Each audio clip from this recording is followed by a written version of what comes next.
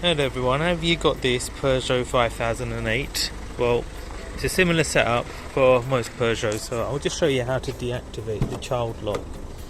On this one, it's literally, you just press this button. So if I show you now, I can open the door. There you go. If I press this, you'll hear the locks. There you go. And now, child lock is activated. So that's how you do it. Just press this button here and it activates and deactivates. If you got a Peugeot 2008, some of them have a button here just underneath by the steering wheel on the lower end of the dashboard. So if this doesn't work on your one, just look for that. And this, remember, is for the electronic child lock. If it's for the manual child lock, then you do it as normal. You open the rear door and there'll be a red little latch. I'll show you.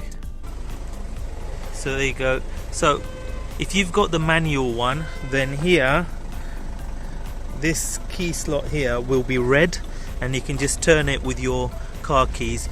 But if it's electronic, as you can see, it's in black, and as much as you turn it, nothing will happen. You have to use that button there. So hope that helped. Do like and subscribe, and see you in the next one.